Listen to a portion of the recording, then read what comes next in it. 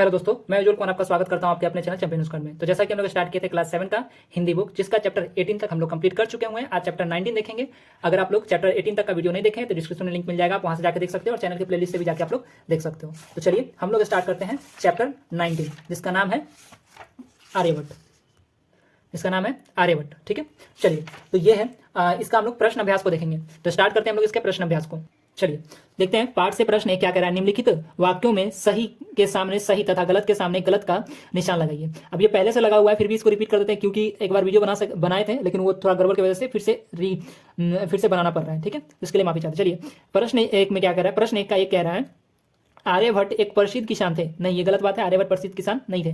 दूसरा है वे पाटलिपुत्र के रहने वाले थे। नहीं, ये भी बात नहीं है कि वो पाटलिपुत्र के रहने वाले थे।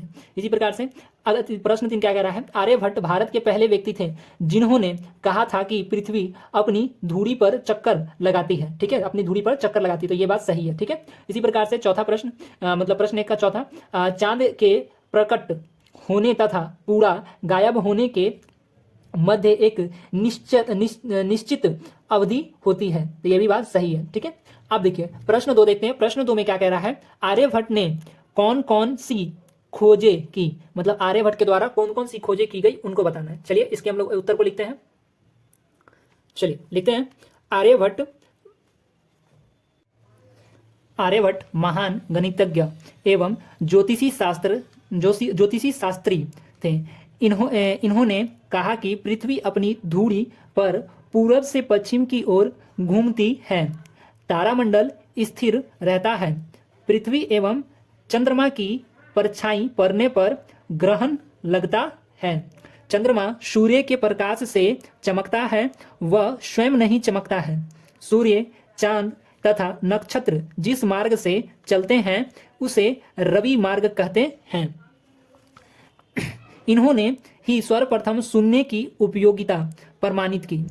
रेखा गणित, बीज गणित तथा अंक गणित से संबंध कई विषयों की खोज की। इस प्रकार इन्होंने अपनी खोज के माध्यम से अनेक भारतीयों द्वारा की। ठीक है, चलिए अब हम लोग प्रश्न 3 देख लेते हैं। प्रश्न 3 में क्या कह रहा है। अंधविश्वास से आप क्या समझते हैं, इसका हम लोग उत्तर लिखेंगे। वैज्ञानिक तथ्य से परे लोक मान्यता आधारित तथ्य अंधविश्वास कहते हैं। जैसे आर्यभट्ट की खोज से पहले ऐसी मान्यता थी कि सूर्य चलता है, पृथ्वी स्थिर है। धर्म ग्रंथ भी पृथ्वी को स्थिर मानते थे।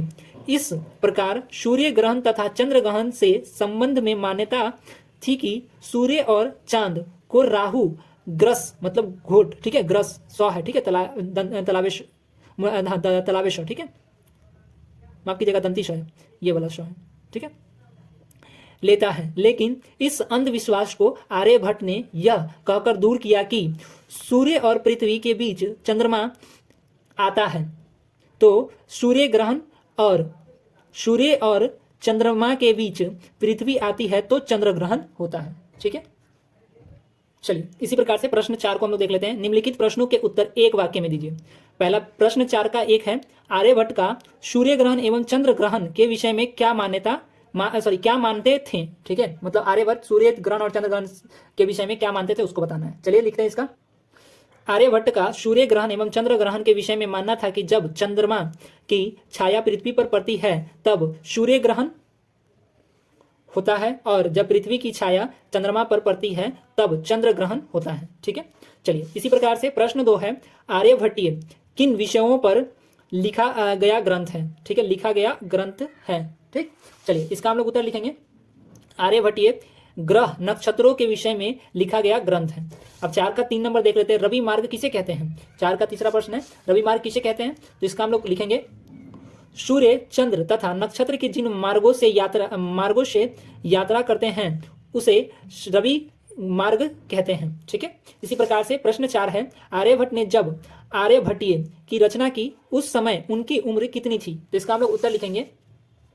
आर्यभट्टीय की रचना 23 वर्ष की उम्र में आर्यभट्ट ने की। ठीक है, चलिए यहां तक हम लोग का कंप्लीट हुआ। अब व्याकरण के पद को देख लेते हैं। व्याकरण में क्या कह रहा है, व्याकरण के क प्रश्न में कह रहा है विज्ञान जोड़ इक मतलब हुआ वैज्ञानिक, इसी तरह इक प्रत्यय जोड़कर अन्य कुछ शब्दों का निर्माण कीजिए। ठीक है, चलिए तो इसको हम लोग कंप्लीट करते हैं। जैसा कि आपको दिख रहा होगा, समाज जोड़ इक मतलब सामाजिक, व्यवहार जोड़ इक मतलब व्यवहारिक, विषय भाषा जोड़ इक भाषिक, तर्क जोड़ इक तार्किक, अर्थ जोड़ इक मतलब आर्थिक, धर्म जोड़ इक मतलब धार्मिक, शब्द जोड़ इक मतलब शाब्दिक। ठीक है, इस प्रकार से ये चीज रहेगा हम लोग का। ख नंबर में देख लेते हैं, निम्न शब्दों से वाक्य बनाइए। ठीक है, इन शब्दों से वाक्य बनाना, जैसे उपग्रह, उद्योग, भौगोलिक, नैतिक, पृथ्वी। ठीक है, चलिए उपग्रह, भारत के कृत्रिम उपग्रह का नाम आर्यभट्ट है। ठीक है, इसी प्रकार से उद्योग के बारे में लिखेंगे, देश के विकास और उन्नति के लिए उद्योग का होना आवश्यक है। ठीक है, इसी प्रकार से नैतिक, नैतिक दृष्टि से किसी को गलत बोलना अपराध है। ठीक है, चलिए आगे देखते हैं। अगला क्या करें, भौगोलिक, भौगोलिक दृष्टि से भारत एशिया के दक्षिण भाग में स्थित है। ठीक है, इसी प्रकार से पृथ्वी अपनी धुरी पर चक्कर लगाती है। ठीक है, चलिए अब इसका हम लोग व्याकरण का गौ प्रश्न देख लेते हैं। निम्नलिखित शब्दों को आ के उच्चारण में अंतर पर ध्यान देते हुए बोलिए, जैसे अनुभव। ठीक है, आकाश, अनेक, आकार, आधुनिक, अपितु, अनुपम, आर्यभट्ट, अनुसंधान। ठीक है, इस प्रकार से हम लोग चैप्टर 19 टोटल कंप्लीट कर चुके हैं। अब हम लोग मिलेंगे चैप्टर 20 में, जिसका नाम रहेगा यशस्विनी। ठीक है, चलिए वीडियो आप लोग को अच्छा लगा है तो लाइक कीजिए, कमेंट कीजिए और अपने दोस्तों के साथ शेयर कीजिए। तब तक अपना ख्याल रखिए और पढ़ाई कीजिए। बाय।